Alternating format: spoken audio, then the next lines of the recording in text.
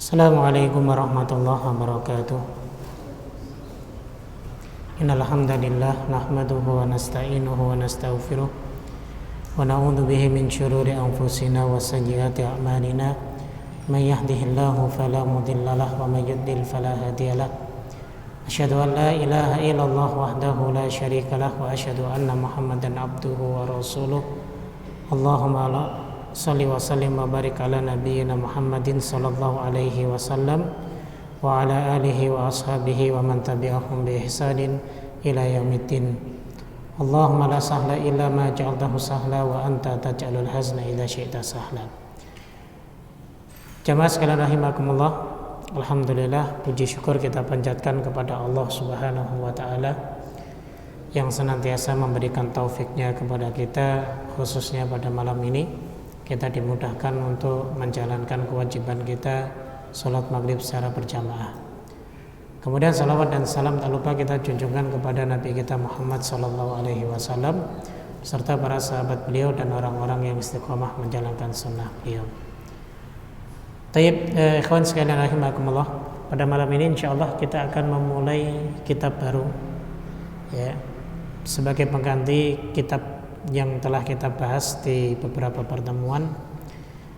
Kita lebih mengambil kitab yang lebih tipis dari yang sebelumnya agar supaya kita bisa mendapatkan beberapa faedah dari kitab ini, yaitu pembahasan tentang kitab Arba'un An-Nawawiyah yang dikarang oleh Al-Imam An-Nawawi rahimahullahu ta'ala. Jadi pembahasan kita, ya, untuk kedepannya juga setiap minggu kedua pada hari Kamis malam Jumat di setiap bulannya kita akan membahas per hadis dalam kitab Arba'un An-Nawawiyah. Tayyib. Sebelum kita masuk kepada hadis-hadis yang dibukukan oleh beliau Al-Imam An-Nawawi, perlu sedikit saya ingin memberikan informasi tentang pengarang kitab ini, yaitu Imam Nawawi, karena sangat penting sekali bagi kita untuk mengetahui sang muallif ataupun sang pengarang sebelum kita mempelajari dan mengkaji dalam kitab ini. Tayyib, nama An-Nawawi itu ada dua, Nawawi Al-Bantani dan Imam Nawawi Ad-Dimashqi. Ya, kalau Imam Nawawi Al-Bantani ya ulama kita dari Banten. Beliau juga dulu termasuk, ya, salah satu ulama yang terkenal di Mekah, ya, asal beliau dari Banten, ya, dan ini bukan pembahasan kita tentang Imam Nawawi Al-Bantani, tapi yang kita bahas adalah Al-Imam An-Nawawi Ad-Dimashqi karena beliau dari Damaskus, ya. Namanya adalah Yahya bin Syaraf, ya, bin Ma'in Ad-Dimashqi Asy-Syafi'i. Kunyahnya adalah Abu Zakaria. Ya, biasanya kunyah itu kan untuk penisbatan baik kepada anak ataupun bapak. Tapi kita ketahui bahwa Imam Nawawi itu semasa hidupnya beliau belum pernah menikah. Ya, beliau hidup selama 45 tahun, lahir tahun 631, lalu kemudian wafat tahun sekitar 676 Hijriah. Jadi 45 tahun beliau hidup dan beliau belum pernah menikah. Tapi kenapa beliau mendapatkan kunyah Abu Zakaria? Karena masyarakat Arab itu sudah merupakan kebiasaan mereka memberikan kunyah kepada siapapun, hatta mereka belum menikah, ya. Nah, kenapa Imam Nawawi itu mendapatkan kunyah Abu Zakaria? Karena nama asli beliau adalah Yahya. Yahya harusnya kan Ibnu Zakaria, ya, tapi suka-suka mereka orang-orang Arab itu kalau memberikan kunyah. Kadang anaknya bukan Muhammad, dipanggil dia Abu Muhammad. Anaknya bukan Abdurrahman, dipanggil dia Abu Abdurrahman. Ya, suka-suka orang Arab aja, karena ini sudah menjadi kebiasaan ataupun adat mereka. Terkadang tidak ada sangkut pautnya dengan nama seseorang tersebut, untuk diberikan kunyah kepada setiap saja yang diinginkan oleh mereka, begitu. Nah, adapun gelarnya adalah Muhyiddin. yang menghidupkan agama. Ini gelar sebenarnya paling dibenci oleh beliau. Beliau tidak suka. Ya.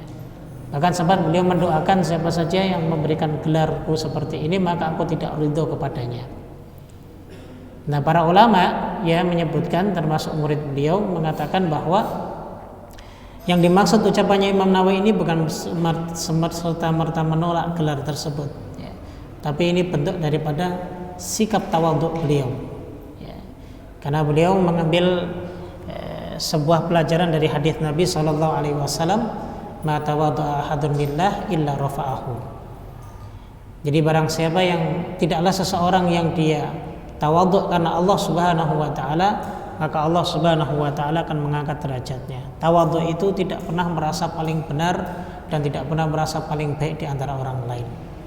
Makanya Imam Al-Hasan Al-Basri rahimahullah taala mengatakan ketika beliau ditanya apa makna tawadhu, beliau mengatakan idza alqaita ma'an nas, kalau kau berjumpa dengan seseorang maka engkau akan beranggapan bahwa dirimu itu lebih buruk daripada orang lain.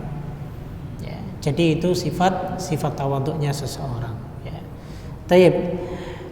Imam Nawawi ya, rahimahullahu taala, ya, masya Allah sejak kecil memang Allah sudah menjaga beliau.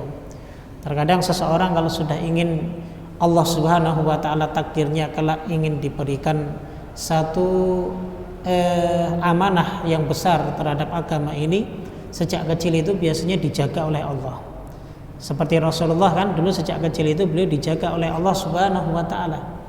Masa muda beliau itu pernah suatu waktu ketika beliau bekerja sebagai penggembala kambing, maka beliau diajak oleh sahabat-sahabatnya atau kawan-kawannya untuk melihat satu pesta kebiasaan orang Arab, yaitu tari perut.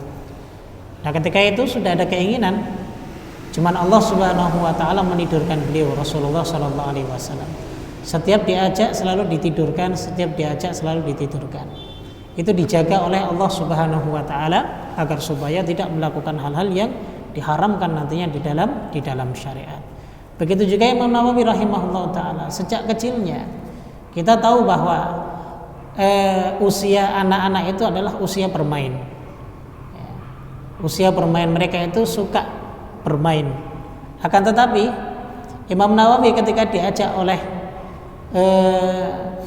teman-temannya atau kawan-kawannya untuk bermain, bahkan sampai dipaksa, itu dia menangis, gak mau. Ya. Yang sering dia lakukan adalah apa? Belajar, selalu belajar, karena memang bapaknya Syaraf bin Ma'in Ad-Dimashqi ini salah seorang ulama juga yang terkemuka. Makanya Imam Nawawi ini salah satu gurunya adalah bapaknya sendiri. Dia dididik langsung oleh bapaknya rahimahullahu ta'ala, ya. Sehingga kecintaannya terhadap ilmu itu begitu luar biasa, ya. Bahkan ketika beliau masuk di sebuah kutaib, ya, kutab itu kalau dulu, kalau kita sekarang itu pesantren lah, ya. Masuk di kutab, madrasah kutab itu, beliau itu selalu setiap harinya tidak kurang memurojaah dan memutolaah 12 disiplin ilmu yang berbeda-beda dalam setiap harinya, ya. Mungkin seperti ilmu nahwu, ilmu shorof, kemudian akidah, kemudian fikih dan yang lain sebagainya. 12 ilmu yang setiap harinya beliau murojaah dan beliau telaah, luar biasa, ya. Kalau kita mungkin hanya belajar ba'da maghrib saja, itu saja mungkin hanya seminggu sekali. Ada yang terkadang hanya menyempatkan sebulan sekali, hanya satu ilmu yang kita tekuni, ya. Maka ini menjadi pecutan bagi kita semuanya bahwa kita ini gak ada apa-apanya dengan para ulama terdahulu. Tapi paling tidak untuk menjadikan beliau-beliau qudwah dalam kita menuntut ilmu ini merupakan hal yang sangat penting, sehingga kita bisa termotivasi untuk selalu belajar dan menuntut ilmu, agar supaya kehidupan kita ini bisa lurus dan sejalan dengan apa yang Allah Subhanahu wa ta'ala dan Rasulnya inginkan. Nah begitu ya, singkat cerita beliau wafat pada tahun ke-676 Hijriah. Ya, umur beliau 45 tahun, beliau wafat dalam keadaan tidak menikah. Begitu. Taib, itu sekilas tentang beliau Imam Nawawi rahimahullahu ta'ala. Taib, kita akan masuk ke hadis yang pertama, ikhwan, ya. Hadis yang pertama ini terkait dengan masalah niat pembahasannya, ya. Hadis ini dari Amirul Mukminin Abu Hafs. Siapa beliau? Umar bin Khattab radhiyallahu taala anhu. Ia berkata bahwa sami'tu Rasulullah sallallahu alaihi wasallam yaqul, aku pernah mendengar Rasulullah sallallahu alaihi wasallam bersabda, innamal a'malu binniyat wa innamal likulli imri'in ma nawa. Sesungguhnya setiap amalan itu tergantung pada niat dan setiap orang akan mendapatkan apa yang ia niatkan. Faman kanat hijratuhu ilallahi wa rasulih fahijratuhu ilallahi wa rasulih. Barang siapa yang hijrahnya itu karena Allah dan Rasulnya, maka ia akan mendapatkan hijrahnya itu karena Allah dan Rasulnya. Tapi wa man kanat hijratuhu lidunya aw imra'atin yusibuha aw yankihuha aw imra'atin yankihuha aw yatazawwajuha. Barang siapa yang hijrahnya itu untuk dunia, yusibuha yang ingin dia gapai, aw imra'atin yankihuha aw yatazawwajuha, ataupun karena seorang wanita yang ingin dia nikahi, maka fahijratuhu ila ma hajara ilaih, hijrahnya tersebut ya akan ia dapatkan sesuai yang ia inginkan. Hadis ini diriwayatkan oleh Imam Bukhari dan Muslim. Tayyib. Ya. Sedikit saya ingin menyinggung tentang perawi hadis ini, ya. Yang meriwayatkan hadis perawi a'lanya adalah Umar bin Khattab. Hanya Umar saja. Maka bisa dikatakan hadis ini sebagai hadis ahad. Ya. Kenapa? Karena hanya Umar saja yang mendengar dari Rasulullah sallallahu alaihi wasallam. Ya. Dan bagaimana tentang kondisi atau keadaan hadis ahad? Hadis ahad itu apakah boleh digunakan untuk menjadi hujah? Alasan dalam beberapa masalah boleh. Ya. Karena terkadang mereka orang-orang yang menolak hadis ahad itu menganggap bahwa hadis ahad itu hanya satu perawi yang meriwayatkan. Padahal kalau kita telaah dalam mustalahat al-hadithiyah, mustalah hadis, pembahasan tentang masalah hadis itu, hadis ahad itu jumlahnya ada 3. Ada masyhur, ada aziz, dan ada gharib. Lawan kata hadis ahad itu mutawatir. Mutawatir itu minimal 70 sahabat yang mendengarkan sabdanya Nabi. Ya. Nah, kalau hadis ahad yang paling tinggi adalah masyhur. Hadis masyhur ini adalah ketika yang meriwayatkan para sahabat itu belum sampai haddat tawatur, belum sampai kepada derajat mutawatir. Mungkin bisa 69, mungkin bisa 68, mungkin bisa 67, mungkin bisa 66. Tapi belum sampai kepada derajat mutawatir. Tapi kan yang meriwayatkan banyak. Ya, banyak para sahabat. Begitu. Sehingga ini untuk membantah mereka yang menyatakan bahwa hadis ahad itu tidak bisa dijadikan hujah dalam beramal. Ya. Baik, yang kedua adalah hadis yang aziz. Aziz itu yang meriwayatkan adalah tidak lebih dari 10. Ada yang mengatakan tidak lebih dari 5. Ada yang mengatakan lebih dari 3 dan tidak lebih dari 10. Artinya masih banyak yang meriwayatkan hadis ini. Para sahabat tentunya, ya, senior, dekat dengan Rasulullah sallallahu alaihi wasallam. Dan yang ketiga adalah gharib. Gharib itu yang meriwayatkan hanya satu sahabat. Ya. Baik. Misal ketika ada orang yang membantah, ya berarti hadis innamal a'malu binniyat ini kan hadis gharib ahad. Ya. Ya, sekarang siapa? Sebutkan satu ulama. Ya, ulama penjarah wa ta'dil. Ulama yang mencacatkan dan yang membaguskan hadis. Adakah di antara mereka yang mencela para sahabat radhiyallahu taala anhum? Misal sahabat Umar itu enggak baik, enggak thiqah, hafalannya kurang. Ya, makanya pakai tangan kiri dan yang lain sebagainya, ada tidak? Enggak ada. Para ulama sepakat bahwa ya, ketika berbicara tentang perawi a'la paling tinggi yaitu para sahabat radhiyallahu taala anhum, mereka tawakuf. Tawakuf itu tidak ada yang komentar satupun. Ya, artinya semuanya thiqat para sahabat. Ya, para sahabat thiqat. Ya. Sehingga terkadang yang diteliti itu adalah setelah sahabat, mungkin tabi'in, tabi'in sampai para ulama generasi berikutnya. Sampai kepada pentakhrij hadis Imam Bukhari, Imam Muslim, Abu Dawud, Nasai dan yang lain sebagainya. Ya. Nah, kalau kita mau berbicara masalah mustalah hadis ini sangat luas sekali, ya. Sangat luas sekali dan kita ya, bisa mendapatkan faedah yang begitu luar biasa. Tapi ini masuk ke dalam permasalahan usuliyah dalam masalah hadis. Pokok-pokok yang harus dipelajari bagi mereka yang menekuni dunia dunia pendidikan ataupun menekuni ilmu hadis. Maka ini sangat perlu sekali untuk menjadi model bagi mereka ya untuk menuntut ilmu terkait masalah hadis. Ya, intinya di situ ya. Ini sedikit hanya menyinggung terkait dengan masalah hadis ini. Artinya meskipun hadis ini ahad tapi tetap hadis ini luar biasa. Bahkan Imam Syafi'i rahimahullahu taala mengatakan bahwa hadis innamal a'malu binniyat itu thuluthul ilm, sepertiganya ilmu. Ya. Bahkan ada seorang ulama salafus saleh yang bernama Abdurrahman bin Mahdi, beliau mengatakan bahwa ya, lau kallaftu ya, lau allaftul kitab ya, andaikan aku ini menulis sebuah kitab maka la ja'altu hadzal hadis, akan aku jadikan hadis ini ya awwalu marrah katabtu fi kulli babin ya, yang pertama kali aku tulis pada setiap bab ya, setiap bab itu akan setiap kali akan aku tulis tentang bab innamal a'malu binniyat, apalagi terkait masalah fikih. Pembahasan fikih itu kan pembahasan amalan.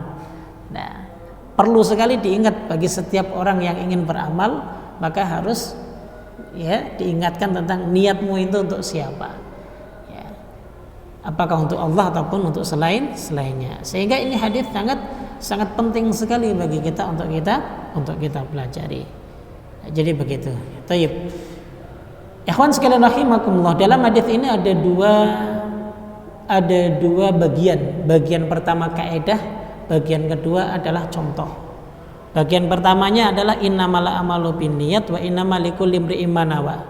Sesungguhnya amalan itu tergantung dengan niat dan sesungguhnya setiap orang tergantung dengan apa yang ia niatkan. Ini bagian pertama. Bagian keduanya adalah contohnya. Contohnya tentang masalah hijrah yang dicontohkan oleh Rasulullah Shallallahu Alaihi Wasallam. Ini satu hadis yang memiliki dua isi. Pertama kaidah dan yang kedua adalah contoh yang dicontohkan oleh Rasulullah Shallallahu Alaihi Wasallam. Taib.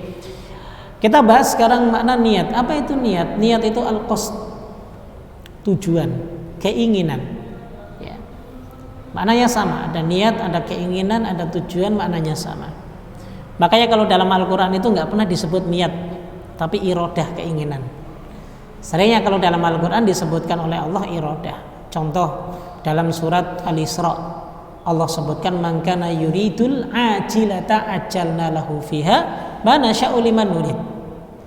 Barang siapa yang punya keinginan yuridu, penggunaannya kata iradah. Al-ajilata, ajilah ini ditafsirkan dunia. Ajalna lahu fiha ma nasya'u liman nurid, akan kami segerakan kalau dia pengen dunia. Ya. Kami segerakan. Ya.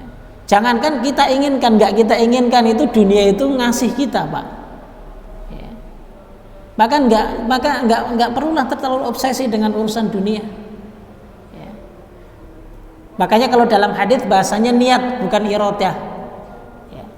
Sabda Nabi kan yang masyhur, wa man kanatid dunya niyatuhu, atau wa man kanatil akhirah niyatuhu, dan barang siapa akhirat yang menjadi niat tujuannya, menggunakan kata niat, maka Allah akan memudahkan segala urusannya.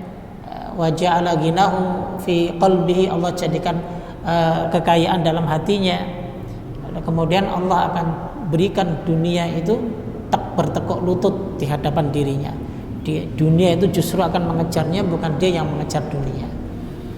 Nah, jadi begitu ya. Ini sebagai contoh aja, makna niat itu adalah al-qasd, keinginan. Ya. Tujuan seseorang, apa yang dia inginkan untuk melakukan sebuah perbuatan, maka itu yang disebut dengan niat. Ya.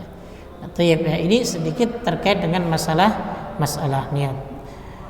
Baik, ikhwan sekalian rahimakumullah. Kemudian kita akan masuk kepada faedah hadis ini. Apa sih yang bisa kita ambil dalam hadis ini faedahnya?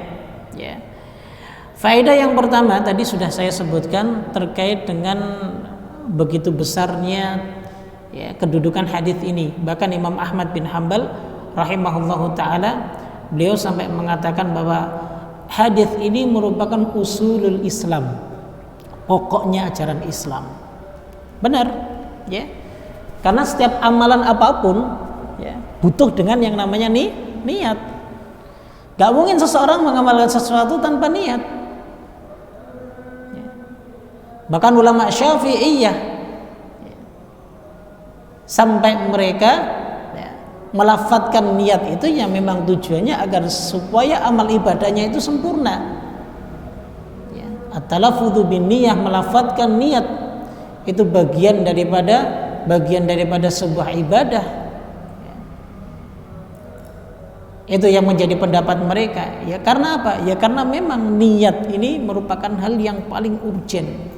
Pokoknya dalam Islam, apapun yang kita perbuat, apapun yang kita kerjakan, itu porosnya adalah niat. Apakah niatnya benar untuk Allah ataupun selain Allah?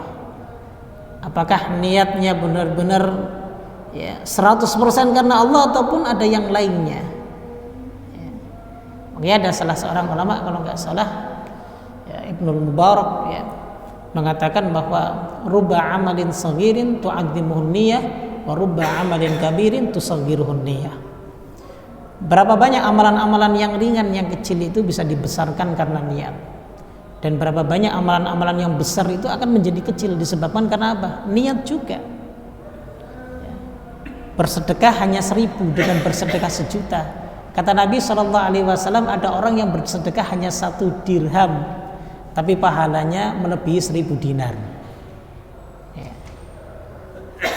Maka kembali kepada ala hasabi niyatihi, kembali kepada niat seseorang itu sedekah karena apa.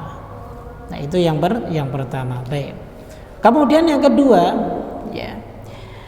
adalah tidak mungkin sebuah amalan itu tidak didahului dengan niat, gak mungkin.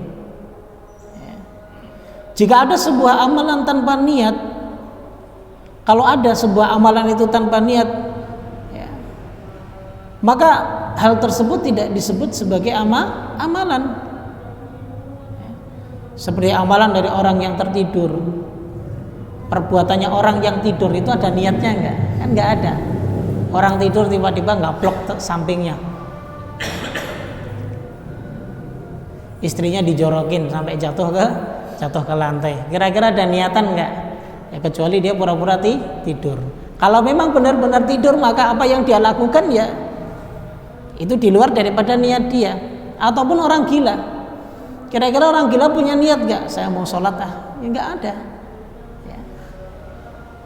Makanya orang yang tidur, orang yang gila itu rufi'al qalam. Allah tidak mencatatnya sebagai amalan. Mau dia berbuat baik, mau dia berbuat buruk, ya tidak termasuk kepada amal perbuatannya. Kata Nabi kan sallallahu alaihi wasallam, rufi'al qalam an thalath. Pena itu diangkat karena 3 hal. Ya. Yang pertama adalah apa? As-sabiyyu hatta yahtalim. Ya, anak yang kecil, bayi sampai dia berusia ihtilam. Kemudian yang kedua apa? An-naim hatta yastaiqid. Orang yang tidur sampai dia terbangun. Kalau tidur dia melakukan sesuatu hal, ya tidak dicatat kesalahannya. Ya. Dia tidur kemudian dia tiba-tiba ngikau sholat tahajud 11 rakaat, membaca surat Al-Baqarah sampai habis, tapi dalam keadaan tertidur, tercatat enggak? Enggak tercatat. Enggak tercatat karena orang yang tidur melakukan kebaikan ataupun keburukan pun tidak tercatat kalau benar-benar tidur ya Pak ya. Berbeda dengan yang pura-pura tidur. Atau awil majnun hatta yafiq, yaitu orang-orang yang gila sampai dia tersadarkan. Orang gila melakukan apapun tidak akan tercatat oleh Allah Subhanahu wa taala. Ya. Makanya pasti setiap amal yang dikerjakan seseorang, perbuatan apapun, baik buruk perbuatan itu pasti dia butuh niat. Pasti, enggak mungkin enggak. Makanya para ulama itu mengatakan law kallafallahu ala amalin bila niyatin, seandainya Allah Subhanahu wa taala itu membebani suatu amalan itu tanpa niat, maka sungguh fa innahu, hal tersebut merupakan sebuah beban malayutak yang tidak akan mungkin bisa dikerjakan. Tiba-tiba dia sedang duduk, tangannya langsung ngaplak ini. Kemudian tiba-tiba ketika dia sedang berdiri, kemudian tangannya mengangkat kedua, ini takbiratul ihram. Loh, kok tiba-tiba tangan saya kok ngangkat sendiri ya? Kemudian matanya tiba-tiba melihat perempuan ya. Nggak ada niat untuk melihat akhwat, begitu katanya. Nggak mungkin nggak ada niat melihat akhwat. Pasti karena terbetik dalam hatinya, kemudian ada akhwat yang melintas di depannya, maka dia akan melihat. Nah, jadi begitu ya. Nah, yang jelas setiap amal perbuatan yang kita kerjakan pasti itu ada niat dalam hati. Itu. Baik. Kemudian yang ketiga, faedah yang ketiga itu adalah wa innamal likulli imri'in ma nawa. Nah, diambil dari kalimat ini bahwa setiap orang itu akan mendapatkan apa yang ia niatkan. Jadi tergantung dengan apa yang ia niatkan. Ada satu riwayat yang menyebutkan, ya, di sini riwayat yang sahih, ada Ma'an bin Yazid. Pernah suatu waktu itu Ma'an mengadukan sesuatu kepada Rasulullah, yang kisahnya begini. Yazid ini kan bapaknya, ya, dia sama-sama Muslim, ya, sama-sama sahabat Nabi SAW. Bahkan kakeknya pun ya sahabat Nabi, karena keluarganya itu mengislamkan di saat Nabi SAW masih hidup. Saat itu Yazid itu ingin bersedekah dan dia titipkan sedekahnya di masjid. Misalnya ada DKM masjid sini kan ya, saya datang ke sini contohnya, afwan mas, ane mau sedekahkan, ane mau nitip sedekah ini, tolong berikan kepada orang yang tidak mampu gitu.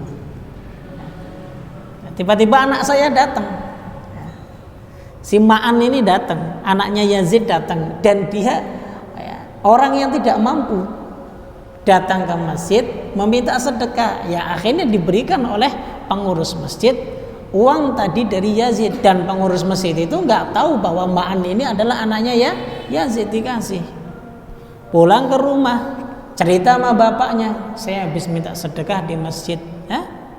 Dari siapa? Si fulan. Itu dari saya, ya.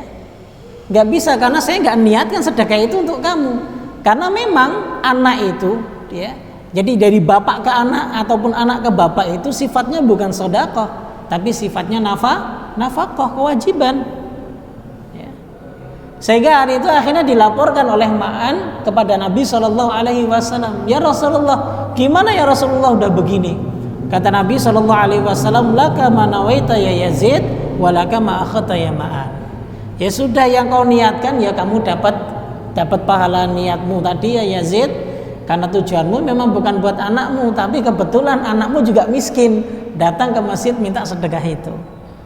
Berarti walaka ma akhadta ya Ma'an, ya bagimu apa yang kau ambil wahai Ma'an. Ya, selesai urusannya. Jadi kembali kepada apa yang ia niatkan, niatnya bukan untuk anaknya, ya kan? Ya qadarullah yang mendapatkan anaknya, ya sudah selesai kasusnya. Begitu kata Nabi SAW. Itu contoh ya. Kemudian contoh yang berikutnya, contoh yang kedua. Pernah suatu waktu Nabi SAW bersabda, yang mendengarkan di Ummul Mukminin Aisyah radhiyallahu taala anha. Ya, kata beliau SAW, yaghzu jaisyul Ka'bata. Ya. Akan ada satu kelompok pasukan yang hendak menyerang Ka'bah. Fa idza kanu bi baida'a minal ardi yukhsafu bi awwalihim wa akhirim. Ketika mereka sampai di tengah lapang, ya, Allah tenggelamkan mereka semuanya. Jadi semua tentara pasukan yang ingin menyerang Ka'bah itu Allah matikan semuanya saat itu. Nah, kemudian Ummul Mukminin bertanya, ya Rasulullah, nih kecerdasannya Aisyah itu karena luar biasa, ya. Sehingga Allah Subhanahu Wa Taala, ya, mentakdirkan Ummul Mukminin Aisyah menikah dengan Rasul Shallallahu Alaihi Wasallam. Di antaranya Ummul Mukminin itu cerdasnya luar biasa, banyak sekali meriwayatkan hadis, ya. Dan pertanyaannya itu luar biasa. Mungkin kalau kita nih ikut kajian ilmu begini, ketika diminta ada pertanyaan, nggak ada yang bertanya. Ya. Kalau dalam akademik, ya, di akademik kalau sudah tidak bertanya itu berarti tidak faham. Udah gitu, nggak ada kata faham. Karena harus bertanya. Orang yang bertanya berarti jeli. Ya, ketika kami duduk di S2 begitu. Kalau nggak tanya berarti nggak faham. Ya, sehingga semua masing-masing dari kami akhirnya saling tanya, melempar pertanyaan, kemudian disitulah ada perdebatan. Ya. Jadi begitu ya. Saat itu Ummul Mukminin bertanya, ya Rasulullah, kaifa yuksafu bi awwalihim wa akhirihim? Bagaimana mungkin Allah tenggelamkan semuanya? Wa fihim aswaquhum wa man laysa minhum. Padahal di antara mereka itu mungkin ada yang niatnya itu bukan untuk menyerang Ka'bah. Kalau orang-orang dahulu kalau ingin bersafar terkadang mereka ngikut dompleng sekelompok orang yang ingin misalnya berbuat ingin menghancurkan Ka'bah ataupun ingin berperang, itu terkadang dompleng. Ya. Misal dia mau bersafar ke Syam, ya, Nah, agar supaya perjalanannya itu terlindungi, maka mereka dompleng ngikut tentara pasukan yang misalnya pasukan ini ingin berperang dengan kabilah yang lain, dia ngikut dompleng. Itu sudah menjadi kebiasaan, ya. Sudah tradisi mereka seperti itulah. Makanya ketika Nabi mengatakan bahwa akan ditenggelamkan semuanya, nah, Ummul Mukminin protes, loh bagaimana yang mereka tujuannya niatnya bukan untuk, ya, bukan satu pasukan itu untuk menyerang Ka'bah ya Rasulullah. Kata Nabi Allah, yuksafu bi awwalihim wa akhirihim thumma yub'atsuna ala niyatihim. Tetap mereka ditenggelamkan, ya. Salah siapa ngikut, ya, bergabung dengan mereka yang ingin berbuat maksiat kepada Allah Subhanahu wa taala. Cuma wa yub'atsuna ala niyatihim, maka mereka masing-masing ketika dibangkitkan ya sesuai dengan niat mereka. Ya. Makanya kata Imam Ahmad pernah meriwayatkan sebuah hadis, ya, perbuatan dosa ataupun perbuatan maksiat, ya, yang itu dibiarkan, ya, maka yang mendapatkan bencana itu bukan hanya mereka yang melakukan perbuatan maksiat, akan tetapi bahkan orang-orang yang di sekitarnya yang mereka tidak mau beramar ma'ruf nahi mungkar pun mereka akan mendapatkan bencana. Seperti contohnya Nabi SAW dalam sebuah hadis yang sahih, beliau memberikan gambaran seperti orang yang berlayar dalam sebuah kapal, ya. Ada di antara mereka yang berada di bawah dan ada yang berada di atas. Nah, yang di atas ini karena mereka nggak punya air, lalu kemudian mereka ke bawah melubangi kapal tersebut agar supaya air itu bisa masuk ke kapal tersebut, agar supaya mereka mendapatkan air dari atas. Kira-kira kalau seperti itu nggak dilarang, semuanya tenggelam nggak? Tenggelam. Harus dilarang kata Nabi SAW. Ini yang dimaksud dengan amar ma'ruf nahi mungkar. Kaidahnya seperti itu. Nah, ya, tadi kami sampaikan bahwa maka tsumma yub'atsuna 'ala niyatim, maka nanti akan dibangkitkan sesuai dengan niat mereka. Nah, itu yang ketiga. Jadi wa innamal likulli imri'in ma nawa, sesungguhnya, ya, setiap seseorang itu tergantung dengan apa yang ia niatkan. Baik. Kemudian yang keempat, ikhwan sekalian rahimakumullah, adalah bahwa niat itu artinya kan kehendak. Maka para ulama sepakat, imam 4 mazhab sepakat mahalluha fil qalb, tempatnya di dalam hati. Ya.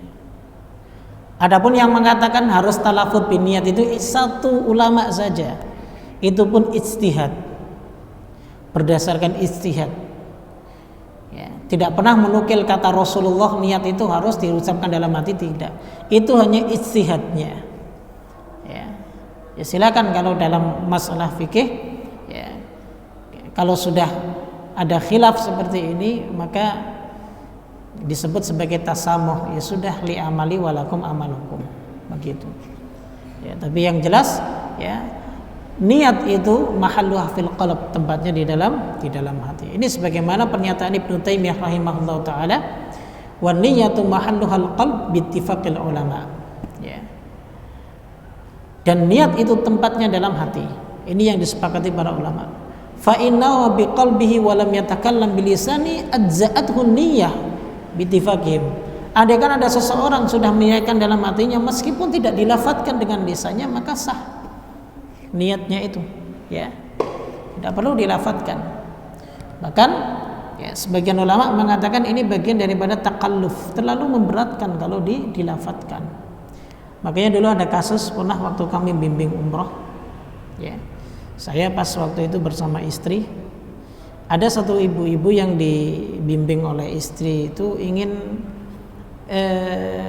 mengerjakan sholat sunnah di Raudhah. ingin sholat sunnah di Masjid Kuba itu sampai ditinggalkan sebab karena dia tidak hafal lafadz niatnya, kan rugi ya, karena dia tetap bersikukuh niat itu harus dilafadzkan ya.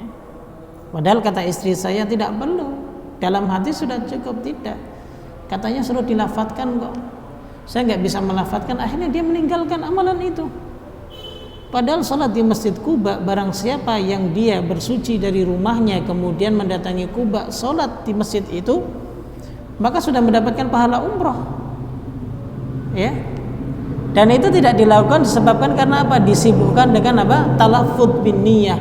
Ini bagian daripada takalluf, memberatkan bagi dirinya sehingga meninggalkan hal-hal yang seharusnya ia mendapatkan pahala yang besar.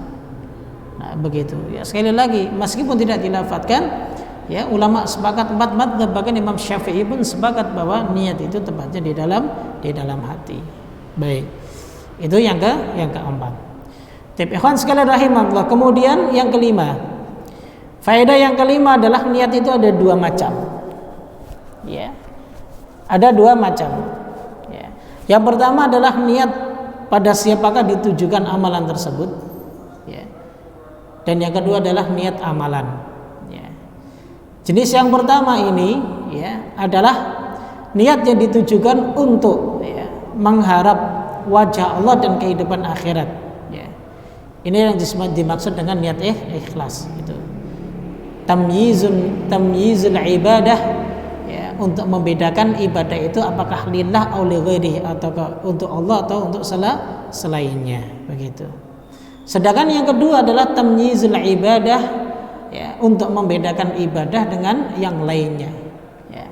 Contoh, untuk membedakan ibadah satu dengan ibadah yang lain, ibadah sunnah dengan wajib harus dibedakan, maka butuh dengan niat. Ataupun ibadah dengan adat kebiasaan, contoh orang menahan lapar, menahan makan minum ya, dari pagi sampai sore ya, karena memang tujuannya ingin agar supaya badannya kurus. Dengan dia menahan lapar dari pagi sampai sore itu karena Allah Subhanahu wa taala, berpuasa. Maka yang diberi ganjaran yang mana? Yang berpuasa, meskipun sama-sama menahan lapar dan haus. Gitu. Atau contoh yang lain, mandi. Ada mandi wajib ataupun mandi ada kebiasaan. Ya kan? Seperti contohnya orang dalam keadaan junub, kemudian dia mandi, belum meniatkan untuk mengangkat hadas besar. Kira-kira junubnya terangkat enggak? Belum. Ya. Karena dia belum meniatkan itu untuk mengangkat hadas akbar, hadas besar. Sehingga dibutuhkan niat dari itu. Nah, inilah fungsi niat. Yang pertama untuk membedakan antara ibadah satu dengan ibadah lain ataupun ibadah satu dengan adat. Ya, dan yang kedua adalah niat itu tujuannya untuk membedakan apakah itu untuk Allah atau untuk yang lainnya. Nah, itu faedah yang kelima. Baik. Kemudian faedah yang keenam terkait dengan hijrah. Ya, contohnya Nabi. Ya. Hijrah ini maknanya adalah intikal, berpindah. Kata Syekh Utsaimin rahimahullahu taala dalam syarah Riyadhus Shalihin bahwa hijrah itu dibagi menjadi 3. Hijratul makan, wa hijratul amal, wa hijratul amil. Hijratul makan itu hijrah tempat, berpindah tempat. Ya. Ada 2 sebab. Pertama, berpindah dari negeri kafir ke negeri muslim. Yang kedua, berpindah dari negeri yang tidak aman ke negeri yang aman. Ini semua pernah terjadi di zaman Nabi SAW. Di hijrahnya para sahabat ketika ke Mekah, dari Mekah ke negeri Habasyah. Karena Habasyah itu dianggap negeri yang aman. Karena saat penduduk Mekah yang waktu itu sudah banyak mulai mengikuti ajarannya Nabi SAW diganggu oleh orang-orang musyrik Mekah.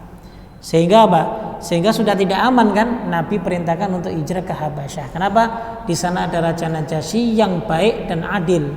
Sehingga waktu itu ketika orang kafir Quraisy itu mengutus 2 utusan, salah satunya Amr bin As, ya, tidak serta-merta Raja Najasyi itu mendengarkan pernyataannya Amr bin As dan kawannya untuk memulangkan para sahabat Nabi Shallallahu Alaihi Wasallam. Tapi ingin mendengar dulu ya alasan mereka sampai meninggalkan Mekah. Sehingga yang datang saat itu yang menjadi jubirnya adalah saudara sepupunya Nabi Ja'far bin Abu Thalib. Kemudian mengatakan bahwa begini, akhirnya apa? Raja Najasyi lebih percaya para sahabat, sehingga zong mereka pulang tidak membawa para sahabat yang dilindungi oleh Raja Najasyi. Ini yang dimaksud hijrah dari tempat yang tidak aman ke tempat yang aman. Kemudian hijrah yang kedua adalah hijrah dari negeri kafir ke negeri Islam. Negeri kafirnya Mekah, negeri Islamnya Madinah. Kenapa disebut negeri Islam? Karena mayoritas sudah penduduknya Muslim saat itu. Berkat Bai'ah Aqobah yang pertama, kemudian yang kedua, lalu setelah Rasul Shallallahu Alaihi Wasallam mengutus sahabat Mus'ab bin Umair untuk berdakwah di Madinah, maka banyak sekali kabilah yang masuk Madinah, sehingga mereka sudah mempersiapkan diri untuk mendampingi Rasulullah Shallallahu Alaihi Wasallam tatkala beliau nantinya hijrah ke Madinah, melindungi beliau melebihi perlindungannya terhadap diri dan keluarganya. Nah, ini disebut hijrah makan, hijrah tempat. Taib. Kemudian yang kedua adalah hijratul amal. Hijrah amal, yaitu hijrah perbuatan. Nah, hijrah perbuatan itu seperti sebuah hadis yang disebutkan bahwa al-muhajiru, seorang yang berhijrah itu man hajara ma nahallahu anhu, ketika dia berpindah dari sesuatu yang Allah haramkan dari dirinya, itu orang yang hijrah. Makanya kata Syekh Utsaimin rahimahullahu taala bahwa hakikat hijrah itu tidak kembali kepada keadaan sebelumnya. Kalau ada orang yang hijrah lalu kemudian dia masih bermain musik, ada orang yang hijrah lalu dia masih melakukan perbuatan yang dulu pernah dia lakukan, maka ini belum hijrah. Rasulullah Shallallahu Alaihi Wasallam ditawari untuk tinggal ke Mekah setelah Fathu Mekah, karena aman itu waktu itu, dikuasai oleh kaum muslimin, Pak. Padahal itu tempat tinggal beliau. Kita saja contoh, kalau kita sudah merantau di Jakarta, sudah lama di Jakarta, bosan, kita pasti akan kembali ke tempat kelahiran kita, betul nggak? Pasti kita rindu, apalagi Lebaran. Jangankan kita sudah tua, Lebaran itu kita itu sudah punya prepare untuk pulang mudik, karena kita rindu dengan tempat tinggal kita. Nah, itu hal yang sesuatu yang wajar, dan harusnya Rasulullah ketika Mekah itu sudah dikuasai oleh kaum muslimin, pastinya beliau rindu dengan tempat kelahiran beliau. Di situ banyak sanak saudara beliau, masa kecil beliau berada di tempat itu. Tapi beliau Shallallahu Alaihi Wasallam tidak memilih tempat itu karena apa? Karena beliau sudah hijrah dari tempat itu ke Madinah. Maka beliau lebih ikut bersama kaum Ansor daripada beliau tinggal di Mekah. Nah, ini menjadi salah satu daripada contoh Syekh Utsaimin rahimahullah membuat sebuah pernyataan bahwa orang yang sudah hijrah itu harusnya sudah tidak kembali ke masa silamnya. Sudah enggak. Itu yang disebut dengan orang hijrah. Makanya sekarang wal'iyadzubillah banyak sekali dari anak-anak muda, kaum laki-laki dan perempuan, mereka menyatakan diri mereka hijrah, tapi mereka mengatasnamakan hijrah tersebut untuk berbuat maksiat kepada Allah, masih bermaksiat.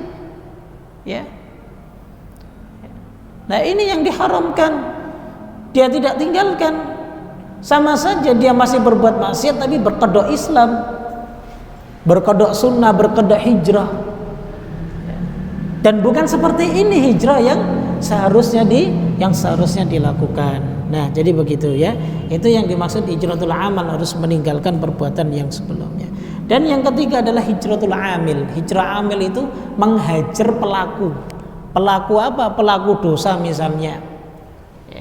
Contoh seorang suami yang menghajar itu memboikot. Memboikot, makna hajar di sini adalah memboikot. Meninggalkan istrinya. Bukan meninggalkan dari rumahnya, karena mungkin istrinya berbuat yang tidak diinginkan suami, maka dihajar, didiamkan. Ataupun kita dengan sahabat kita maksiat, lalu kemudian kita ingin memboikotnya, menghajarnya, itu dibolehkan. Itu sangat dibolehkan sekali, andaikan diamnya kita itu bermanfaat sekali untuk dirinya, agar supaya dia tahu diri bahwa apa yang dia lakukan itu merupakan perbuatan dosa. Nah, itu diperbolehkan kita untuk mengajarnya. Kecuali tidak ada sebab sesuatu, maka kita nggak boleh mendiamkan saudara kita melebihi 3 malam. La yahillu lil mu'minin ayyahjura akhahu fawqa thalathati layalin aw thalathati ayyam. Tidak boleh bagi seseorang yang dia menghajar, mendiamkan saudaranya itu melebihi 3 hari atau 3 malam. Itu enggak boleh, harus dihalalkan. Harus ketemu dan harus saling memaafkan. Begitu ikhwan sekalian rahimakumullah. Tayyib. Sampai sini pembahasan kita ya, karena waktu tidak bersahabat kayaknya ya. Sudah masuk waktu isya, wallahu taala alam bisawab. Baik, sebelum saya tutup mungkin ada yang perlu ditanyakan, silahkan. Sebelum saya tutup. Waalaikumsalam.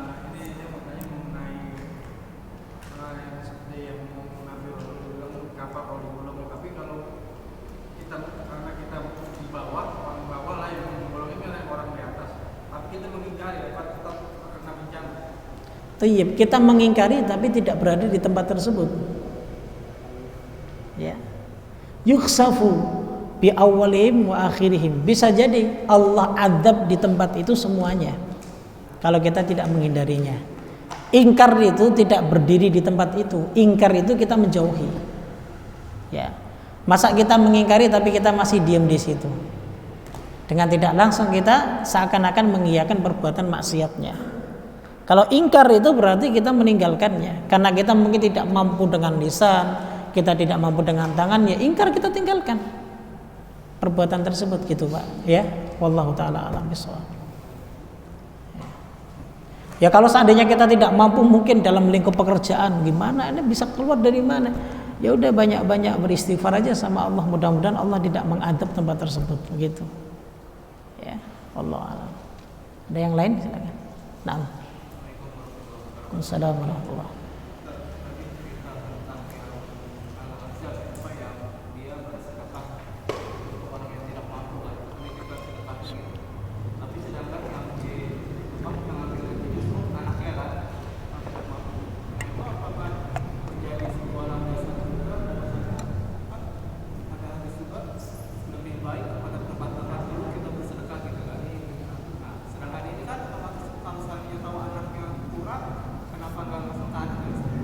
Tayyib, ya, baik. Yang dimaksud hadis ini mungkin bahwa ini merupakan zakat bukan sedekah umum. Ya, artinya kewajiban bagi dirinya untuk mengeluarkannya. Ya, begitu. Nah, adapun ada riwayat yang menyebutkan bahwa kenapa tidak kalau sedekah kita tidak berikan ke keluarga kita? Karena untuk keluarga itu bukan sedekah, nafkah. Jadi begitu. Nah yang dibolehkan diberikan untuk sedekah itu adalah keluarga tapi yang sudah bukan dekat, tapi yang masih punya hubungan nasab. Begitu. Itu maksudnya ke sedekah, bukan nafkah. Tapi yang masih masuk ke nasab yang dekat, maka itu bagian daripada nafkah. Misal kakek ke anak, ya kakek ke cucu, anak ke bapak, bapak ke anak. Nah ini bagian daripada nafkah, bukan sedekah. Jadi begitu. Tapi untuk yang lainnya, keluarga-keluarga yang lainnya itu masuk kepada sedekah. Makanya sabda Nabi Sallallahu Alaihi Wasallam bahwa sedekahtuka, ya, sedekahmu lil fuqara, untuk orang-orang fakir itu pahalanya sedekah. Tapi kalau sedekahmu untuk keluargamu, nah yang dimaksud keluarga yang masih ada nasab lah, tapi jauh, ya, maka itu nilainya tidak hanya sedekah tapi silah, menyambung silaturahim. Jadi begitu ya. Wallahu a'lam bishawab. Taib, kalau sudah tidak ada kita cukupkan. Subhanakallah bihamdik, asyhadu an la ilaha illa anta astaghfiruka wa atubu ilaik. Assalamualaikum warahmatullahi wabarakatuh.